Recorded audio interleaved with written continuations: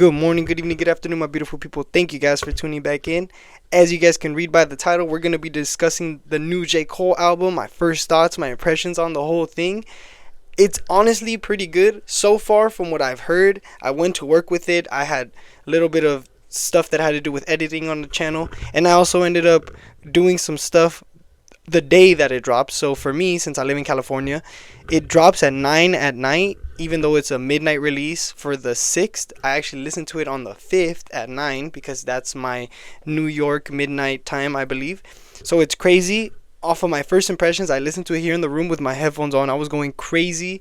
The selections of the beats was amazing. I think the production with T Minus and various other producers, and even the Thames features that we got, the future features that we got, were amazing. I honestly was not expecting anything in particular, to be honest. I was just expecting like a more refined Born Sinner, a more captivating like For Your Eyes Only. The storytelling was going to be already on 10, but I think it's more dialed in. It's like he said in his documentary where he was talking about his 7-minute drills. He likes to do this thing where he goes somewhere and he's, you know how Kobe Bryant used to go practice some twos, practice some threes, practice his layups, practice specific fundamental things. So for Cole, it was structures of verses, maybe getting melodies down, doing some hooks. And for him, he was doing 7-minute drills where he was pinning himself to the wall. Not literally, but he was trying to focus upon the fundamentals, just like a basketball player would, or anybody who would be in a sport. So I thought it was amazing, and you could definitely see that on display because most of the ideas that you see are fresh.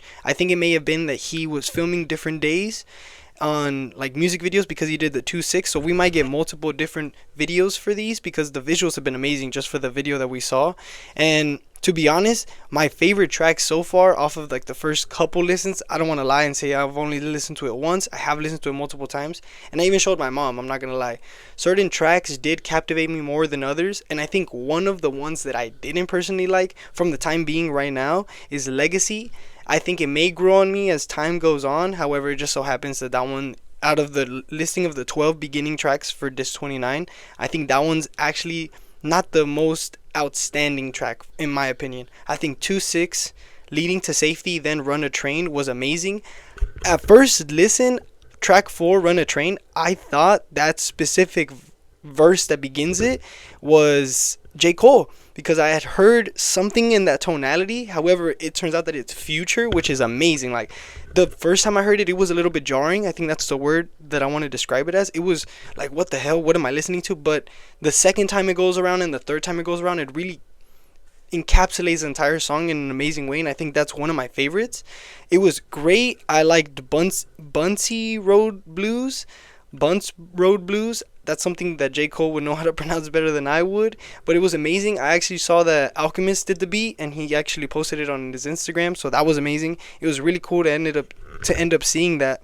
And there was just overall in the first 12 tracks, it was really good. And I have heard a lot on Twitter, Instagram, people in the comment sections that it may have been too long for specific people. However, he did 2 different discs, and I think it is up to people to listen to it however they'd like. I would say do the first 12, give it another day, listen to the other 12, because if you do listen to all 24, it runs an hour and 41, so you're talking about like a good movie length. So I would say it may give you fatigue after the first listen through due to the fact that it is long. However, it is a send-off, and it is a proper send-off for J. Cole. I honestly think it was one of his better ones. I couldn't say what I would have wanted it to be. However, the discussion of It's a Boy or whatever, it ended up not coming into fruition from what we've seen so far. However, who's to say that we do not know? As of the filming of this, it is the 7th, so maybe in a week's time I might be biting my tongue and saying that there may be something that came out that I didn't know. But it was amazing. Off of first impressions alone, I think J. Cole really honed it in with his storytelling. I think it was really good. I loved For Your Eyes Only when it came out, and I think this specific Cole is more in his bag when it comes to the storytelling. And I think the amazingness of it is that it makes you so fascinated onto how rappers can paint a picture with just words, and it's like a modern day Shakespeare, if you want to think about it that way. I'm not saying that he's Shakespeare, but it is Shakespearean in nature, you know. The writing that he articulates, it makes you go into these specific moods or specific worlds that was really cool, And I'm not from Fayetteville, but however, he did make it seem like he was putting on for a city, and I know the city loves him as much as he loves the city. I would hope so, So it was amazing. I honestly I couldn't think of anything else to pin the first 12 songs. I was showing my mom the off season, and I was saying that there may have been certain songs that I would have wanted him to swap, maybe, if that even is possible, like hindsight 2020. But I think Pride is the Devil off of the off season was amazing, and I would have swapped it actually for Legacy if that was my thing.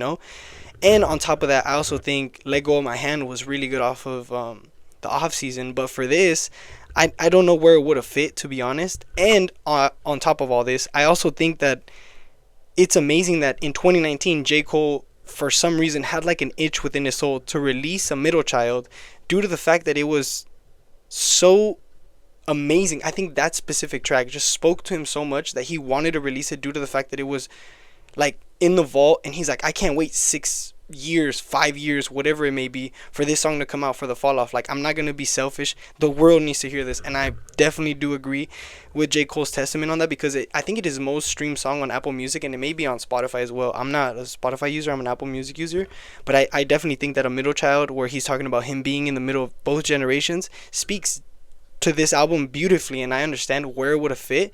I don't know the sequencing, of course. I'm not in his team or himself, but I do think that A Middle Child would have fit perfectly upon this scheme because of the fact that he's tiptoeing between both generations. He's getting a lot of features when it comes to the new school, when it comes to like a Little Baby or 21 Savage, when it came to like the off season. However, in this one, you see more of like a reserved J. Cole. You get Thames in a feature, you get Future, like I noted earlier, and I thought it was pretty cool. You get a little bit of Boz, you get a little bit of Omen production, so I thought it was really dope. It made me excited for rap again, which was dope. It's not that I never lost interest, it's just that we recently had that dilemma, or how people were calling it, where rap actually fell out after I think 10 years of it being dominant on the charts, and it didn't go for 1 week, so what's to say that they were saying that it's over, that there's new songs that are coming out?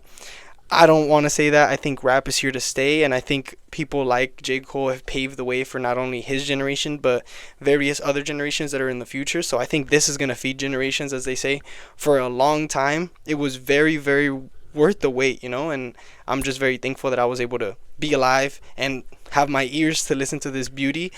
Some of the favorite tracks that I would say to listen to, like if you are not a specific J. Cole fan, you just want a couple tracks to summarize what the album would feel like, I would say you would be best off listening to Run a Train, Poor Thing, and maybe even like watch the music video for 2-6. I thought it was pretty well edited, filmed.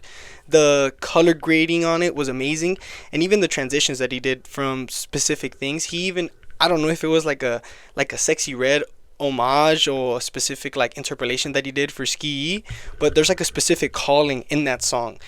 If you've heard the song, you know what I'm talking about. I'm not gonna imitate it because it's high pitched and it is a little bit longer. So yeah, it was really cool. I was digging around on Instagram because they made an official Instagram page for the Fall Off, and it's the Fall Off 26 because it came out in 2026. And on top of that, if you think about it, he only dropped 24 songs, and a lot of people were discrediting him for the 24 tracks when it's 26. Everything has to do with 26. He's dropping it on 2/6/26. He's from Northville, Carolina. He even has a track called 2/6. What is going on with this 2/6 number? People were like, why didn't he release 26 tracks? However, he did release 26 tracks. If we think back, he ended up drawing the Lewis Street pack, which had 2 songs.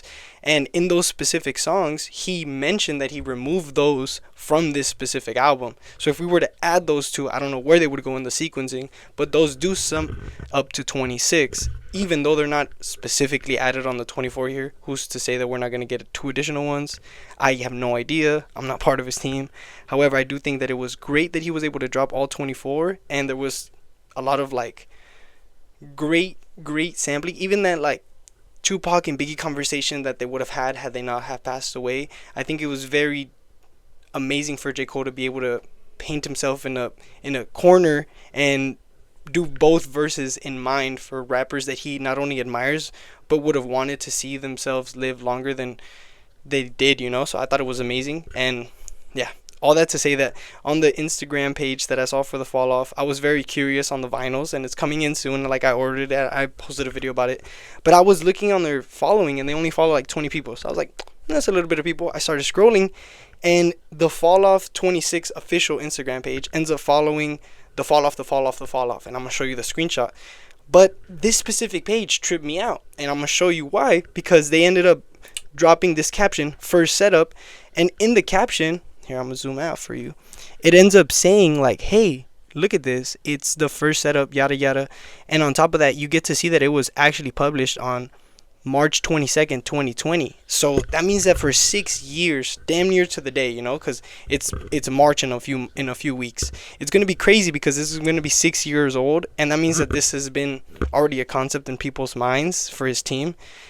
On top of that, I was doing more snooping. I don't know if I'm like being too much of an instigator or thinking too deeply of it. However, I saw that since It's a Boy was supposed to be on the roadmap, that specific page that only follows like 12 people, so it was the official fall off page with all the promotion and the ads that you guys may have seen on Instagram and Facebook, whatever they may be on social media. That specific page follows like a burner account. So that burner account is the fall off, the one that I was showing you about. And then they follow this specific thing called Cool Daddy-O. I may be thinking too hard about this, you know, but it says Vision Board, Cool Dad. And I'm just thinking, It's a Boy. I don't know if I'm tripping out. I don't know if this is like how speculations start, yada yada. But this one's only following 8 people. I requested to follow it. I have no idea. I was telling my mom, but my mom, she's not into the craziness that I'm into, so I'm tripping out. I wanted to post this because maybe you guys are also seeing the lines that this was drawing, or maybe I'm drawing lines that aren't even there. But that specific page, the fall off, like that burner account, ends up posting this specific thing, and that picture is a boy, obviously, and he's wearing a black shirt, and that's the Dreamer brand that J. Cole has. And on top of the caption, it was dropped July 19, 2023, so 3 years ago, and it has feet. I don't know if the feet are supposed to resemble something about a baby. I have no idea. The idea that I had was maybe he wants like a thing to go viral for like a social media campaign, or maybe this is just like a fan account. I have no idea. I could not tell you. However, this is just making me think about how J. Cole was rapping on this specific album, that he fell in love with rap again with the song I Love Her Again, which is a Common song that he flipped, and he also interpolated a song that Common was writing about for a girl. But J. Cole's actually, if you listen to the song, he's rapping about rap again, so he's loving rap again. So I thought it was amazing. He did really good. Off of the first listen, I don't want to put a specific song as like my number one. I give you guys the top 3 that I would recommend. For this specific album, I would give it an 8 so far. That's like one day in. Give me a week and I'll start thinking about it. But those are my first impressions. I would say the first disc is honestly the better one if you want to listen to something first. However, the intro track for 39 intro, which is when he's 39, is a bit long, and it makes me feel like he was heavily Lil Yachty inspired, because Lil Yachty had Let's Start Here, which is a vinyl I just ordered. I'm going to be reviewing that soon. But it's going to be crazy because that song is like 5-6 years. It has a couple beat switches, and it has a lot of ideas that J. Cole may have had inspiration from, because at that time he was featured off of a Yachty song, and it was called The Recipe. And the substance of that song, when it dropped, it was a surprise feature by J. Cole. And I think it was so creative that maybe something along those lines, where he may have heard Let's Start Here before it dropped, or some early versions of some songs, J. Cole may have been inspired to do something along those lines, because this didn't really sound like Cole, in my opinion. It may be something along the lines of something that the younger peers are doing, such as like a Little Yachty, Little Uzi. But it was really cool to see him kind of branch out. And I think all 12 tracks, if I'm not wrong, from the other one, I'm gonna do a separate video to talk about it. But the 39 intro all the way to the other one where he's 39 is honestly, I think, all interpolations of songs that he's grown up on, things that he's liked. There's like a lot of callbacks for certain things, so I thought it was really interesting. So yeah, I don't want to bore you guys to death. Let me know what you guys think about the Fall Off. It was a really good album. I would give it an 8.5. We'll see how it lives up to the timelessness of everything. But yeah, thank you guys for everything. Love you guys. Deuces.